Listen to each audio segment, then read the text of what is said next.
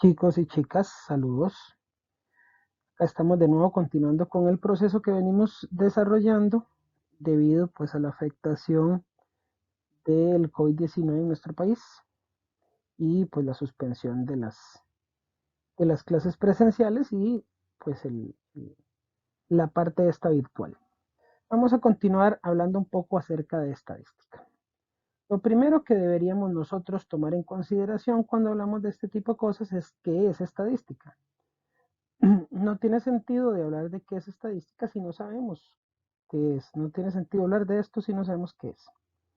Vamos a decir que la estadística es una rama de la matemática que se encarga de estudiar una determinada característica de una población, recopilando, clasificando, presentando y analizando información.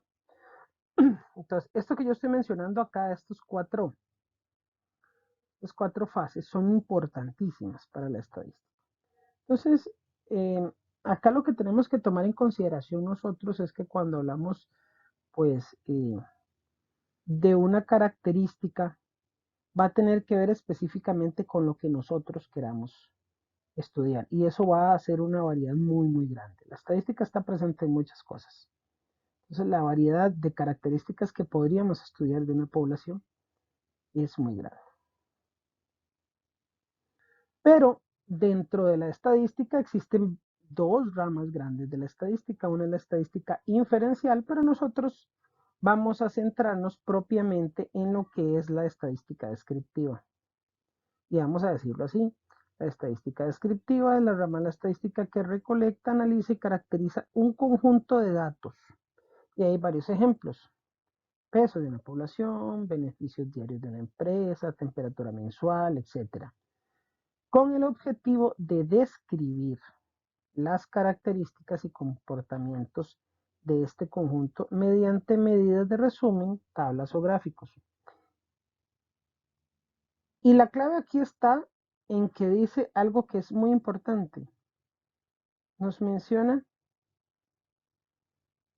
algo muy, muy, muy importante. Dice que el objetivo es escribir. Por eso se llama descriptiva, porque lo que está haciendo es contando lo que está sucediendo. Está describiendo lo que está pasando. Eso es lo que ya pasó. Eso es lo que hace la estadística descriptiva. Nos cuenta de una forma bastante, bastante accesible qué ha pasado con una determinada característica, con una determinada situación. Entonces ahí es donde vamos a ver nosotros que la estadística descriptiva, que es la que vamos a trabajar nosotros, eh, pues es muy sencilla. De hecho, nosotros la vemos muy seguido en nuestras vidas, lo que pasa es que no lo notamos como tal.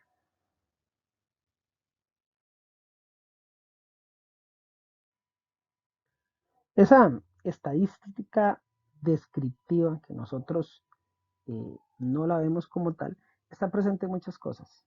Deportes, política, educación, en los noticieros sale a cada rato, en el clima, en muchas cosas está presente.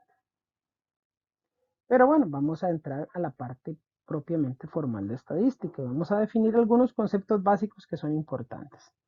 El primer concepto que vamos a tener es variable estadística. La variable estadística va a ser la característica que se desea estudiar. O sea, lo que nosotros queramos estudiar, el objeto de estudio es una variable estadística. Y pueden ser muchas cosas, como lo dije anteriormente, estaturas, temperaturas, muchas cosas. Otro concepto que es importante es el concepto de datos. Los datos son las medidas y o números recopilados a partir de la información. O sea, lo que yo recopile, esos datos, esas cosas que yo determiné de la característica esta que quiero estudiar, son los datos. Esos números, esa información que yo recopilé son los datos. Ahora, es importante que nosotros dijimos que habían cuatro fases y la estadística cumplía cuatro fases, que era recopilar, clasificar, presentar y analizar información. Ahora, más adelante vamos a definir exactamente eh, algunas cosas específicamente de estos 4 puntos, pero la clasificación, perdón, la recopilación de la información se hace mediante técnicas que existen de recolección de datos. La clasificación se hace mediante un proceso matemático establecido para clasificar la información. La presentación de la información se puede hacer mediante 2 cosas. Una representación tabular, que es mediante una tabla de datos, y una representación gráfica, que tiene que ver específicamente con el uso de gráficos estadísticos. Y después vamos a ver algunos de estos gráficos estadísticos. ¿Cómo se analiza la información? Yo voy a tomar la información que me dan o la tabla o los gráficos y voy a interpretar esa información dependiendo de lo que yo quiero hacer. Y ahí es donde ya van a venir muchas otras cosas que influyen en la estadística, pero por ahora lo que nos interesa a nosotros es solamente la parte conceptual y entender un poco la parte básica de la estadística. Para que lo tomemos en consideración, vamos a ir analizando estas 4 fases por partes. Antes de analizar las fases estas de la estadística que les decía por partes, vamos a definir algo que es importante. Vamos a hablar de variables. Dijimos hace unos minutos que las variables eran la característica que yo deseaba estudiar. Y yo les decía que podía ser prácticamente cualquier cosa. Pero resulta que esas variables tienen una clasificación. Y depende de esa clasificación se hacen ciertas cosas de cierta manera en la estadística. Entonces, para que lo tomemos en consideración, las variables estadísticas se clasifican en 2 grandes grupos y eso es muy importante. El primer grupo son las variables cualitativas. Algunas personas dicen que tiene que ver con calidades, con cualidades. Al final y al cabo, una variable estadística, una variable cualitativa, va a ser una variable que no puede ser expresada numéricamente. Ojo, que no puede ser expresada numéricamente tiene un significado bastante importante. Vean lo siguiente. Las cualitativas se subdividen en 2 grupos. El primer grupo son las ordinales. Cuando hablamos de ordinales, son variables estadísticas que no son numéricas, pero que tienen un orden establecido. Caramba, suena un poco raro, ¿no? Pero no lo veamos tan raro. Existen cosas en nuestro mundo que tienen un orden predeterminado sin necesidad de tener un número asignado. Por ejemplo, los días de la semana. Nosotros siempre decimos lunes, martes, miércoles, jueves, viernes, sábado y domingo, ¿no? Hay lugares donde se dice domingo, lunes, martes, miércoles, jueves, viernes, sábado. Pero no empezamos a decir, qué sé yo, martes, jueves, lunes, miércoles, viernes, domingo, sábado, ¿no? Siempre lo decimos en orden. Esas son variables cualitativas ordinales, por ejemplo. Y ven que no son numéricas. El lunes no es asignado con ningún número. Podríamos decir que es el primer día de la semana, podríamos decir que es el segundo día de la semana. Sí, está bien, dependiendo del tipo de semana en la que estemos. Pero no es que el lunes es el número 1. Si yo inicié en miércoles, ¿qué es lo que sigue? Jueves. Me explico. Tienen un orden preestablecido. Los meses del año, los niveles de escolaridad también, por ejemplo. Los niveles de escolaridad nos referimos a preescolar, primaria, secundaria, la universitaria, que dentro de la universitaria también hay subniveles en los que se dividen, ¿verdad? Es para que lo tomemos en consideración. Y adicionalmente a esas ordinales existen otras variables cualitativas que son las nominales. Las nominales son aquellas que no tienen un orden establecido, son nombres sin orden establecido que cumplen una determinada característica. Por ejemplo, los colores. Los colores no tienen orden, no va primero el negro, después el blanco, no. Simple y sencillamente, los colores son nombres, no son asignables numéricamente y tampoco tienen un orden establecido. Entonces uno puede decir verde, amarillo, rojo, azul, morado, blanco, negro, amarillo. O sea, no hay un orden establecido. No tengo que decir un color de primero para que tenga sentido lo que estoy diciendo. Igual que el género. Por ejemplo, si hablamos de masculino y femenino, no va primero femenino y después masculino, o primero masculino y después femenino. Eso no tiene un orden establecido. Adicionalmente a las variables cualitativas, existen otro tipo de variables estadísticas que son las cuantitativas. Las variables cuantitativas se refieren específicamente a variables que son asignables numéricamente. Ojo, y estas también se subdividen. Existen dos divisiones para las variables cuantitativas. La primera es la discreta. Cuando hablamos de una variable cuantitativa discreta, estamos hablando de una variable cuya asignación es un número exacto. Cuando hablamos de número exacto, nos referimos a que no puede tener decimales. Por ejemplo, la edad en años cumplidos. O sea, yo no puedo decir, tengo 15 y medio años. No, si me preguntan mi edad en años cumplidos, yo digo 15. ¿Por qué 15? Porque tengo 15. 14 porque tengo 14. 16 porque tengo 16. Porque me lo están preguntando en años cumplidos. No hay una necesidad de agregarle algo más. La cantidad de cosas. Yo no puedo decir que hay en un salón de clases 4 y media personas. O hay 4 o hay 5. Y me refiero a cosas en general. No estoy diciendo para decir que un ser humano es una cosa para que nadie me vaya a criticar. Pero simple y sencillamente lo digo porque cuando hablamos de cantidad de objetos, de individuos, de cosas en general, hablamos de números exactos. ¿De acuerdo? Y existen muchas otras. Yo puedo hablar eh, de la estatura en centímetros. Yo puedo decir que yo mido 179 centímetros, por ejemplo. Es un número exacto, no tiene decimales, no tiene partes. Por eso es que calza en esa categoría, en esa clasificación de variable cuantitativa discreta. La otra clasificación es la variable cuantitativa continua. Esta sí puede tener decimales. Es más, para que sea clasificable una variable como cuantitativa continua, tiene que tener decimales.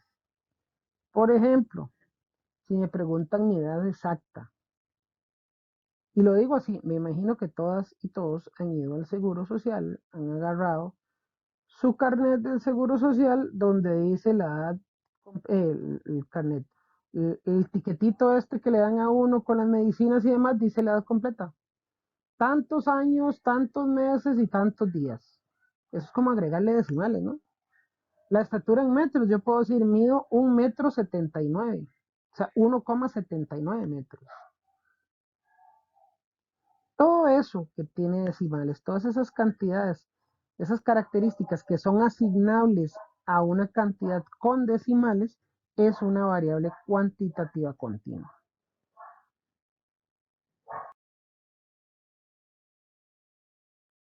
Ahora sí, ya una vez que definimos cuáles eran los tipos de variables que existían, en la clasificación de variables que existían, ahora sí vamos a entrar a las fases de la estadística. Y en este primer video de estadística lo que vamos a hacer es centrarnos en esa primera fase que es la recopilación de información, recopilar información.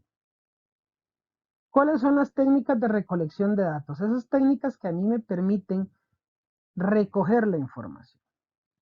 La primera es la observación. Cuando hablamos de observación, uno piensa en, tengo que volver a ver algún lado, alguna cosa. ¿Sí? Exactamente es eso.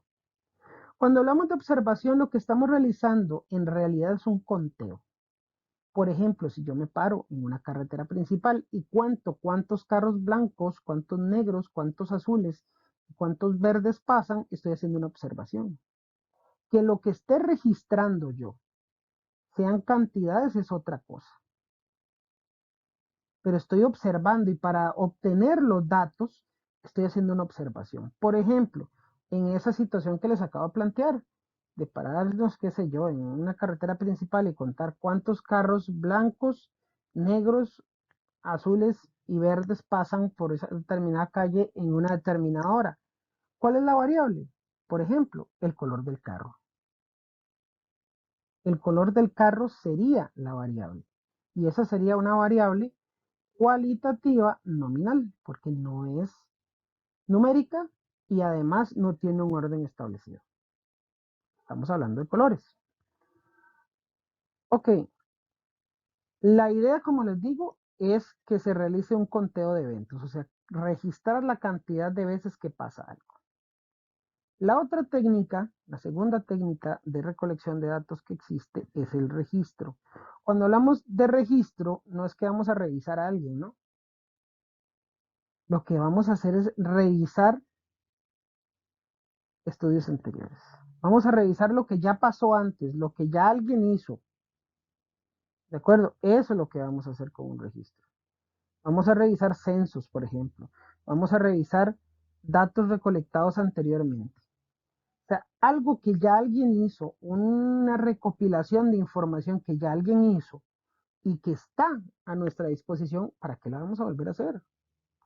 Por ejemplo, si en la comunidad de Santa Rosa de Oremuno queremos contabilizar cuántos hombres, cuántas mujeres adultas hay, cuántos niños y cuántas niñas hay en la comunidad, ¿para qué voy a ir yo preguntando casa por casa que cuántos viven y de qué edades son?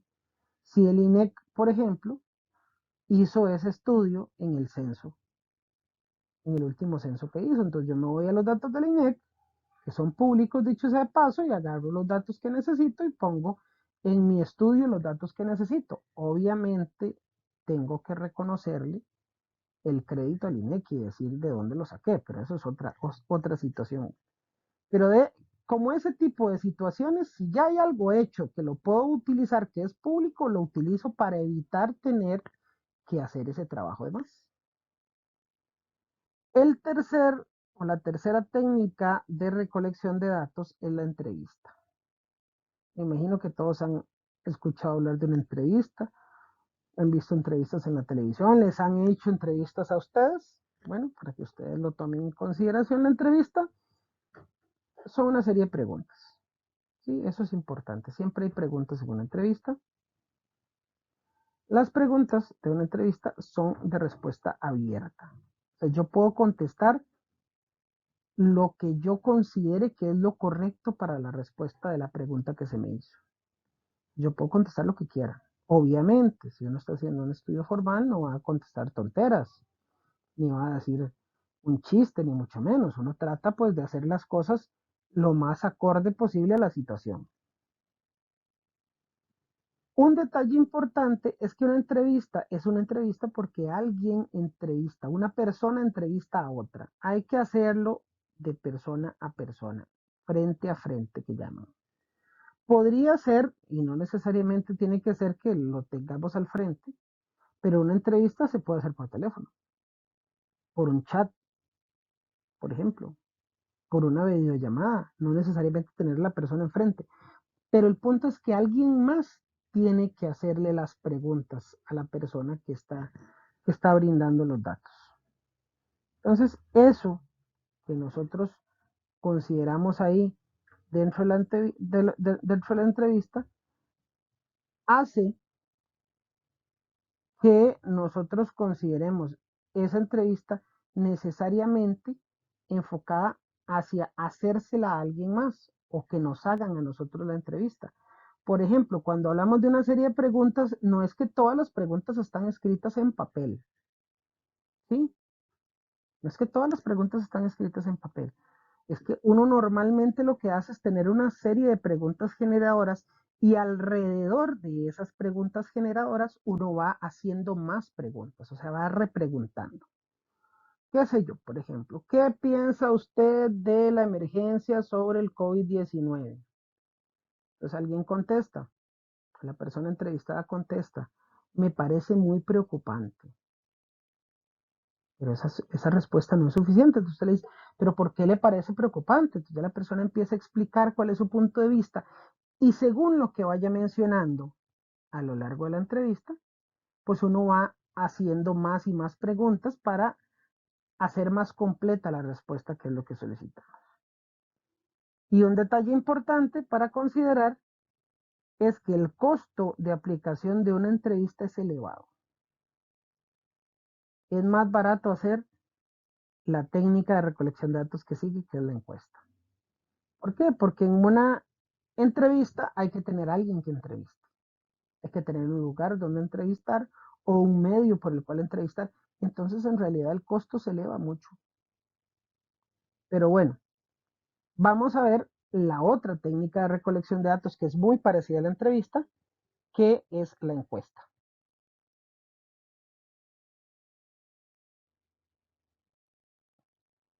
Ok, la encuesta tiene características similares y características distintas a la entrevista.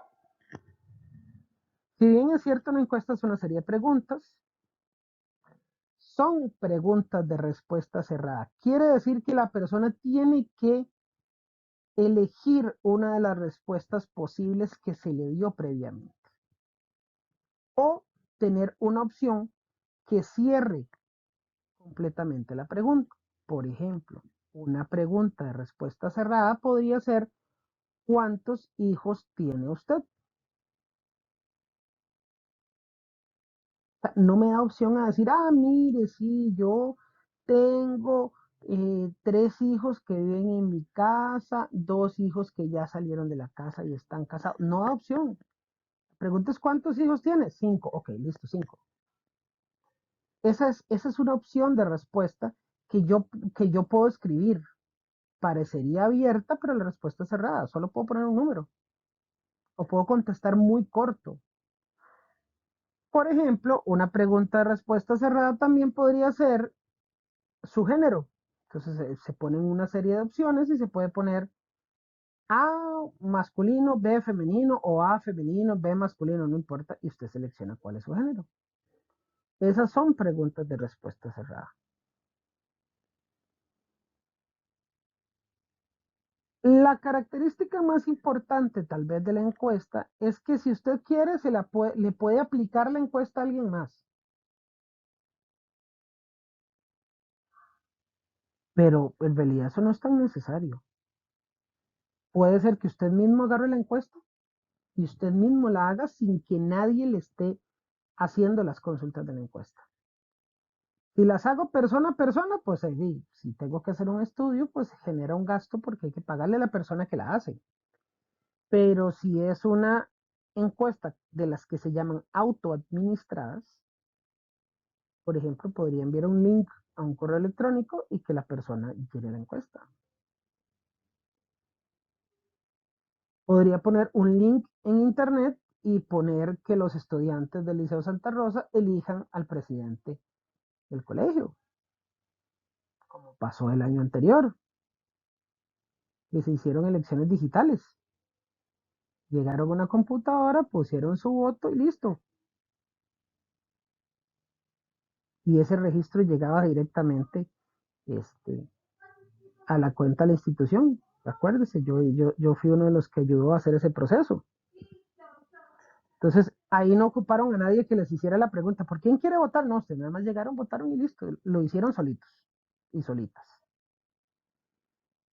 Otra característica importante de la encuesta es que las preguntas se agrupan en secciones y cada sección tiene una temática distinta. Por ejemplo, puede ser una sección que diga datos personales, otra información que diga datos laborales, otra información que diga eh, otros datos que tengan que ver, que sean referentes al estudio, otros que tengan que ver con el ámbito familiar y así sucesivamente. Entonces van a estar agrupadas y esas preguntas van a responder a una misma temática. Eso permite que la persona que esté contestando la encuesta se enfoque, ¿de acuerdo? Y que las respuestas sean muchísimo más asertivas.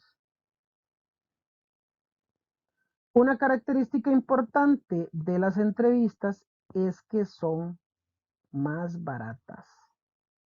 No son tan costosas. ¿Por qué son más baratas? Porque usted diseña la encuesta. Si quiere aplicarla directamente a otra persona, usted se la hace. Y si no, las envía, la persona las contesta y listo. Entonces es un detalle que es importante aquí. Pues estas son las técnicas de recolección de datos que tenemos. Estas técnicas de recolección de datos que están mencionadas aquí es lo que corresponde a la primera fase, que es recopilar información. ¿De acuerdo? En la segunda parte de estadística, en el siguiente video de estadística que vamos a hacer, vamos a hablar de la siguiente parte, que es la clasificación de la información. ¿De acuerdo? Por ahora vamos a hablar solamente del proceso de, eh, de recopilar la información. Entonces, chicas y chicos, por ahora esto sería lo que corresponde a la primera parte de estadística y no me queda más que decirles que nos escuchamos en el próximo video.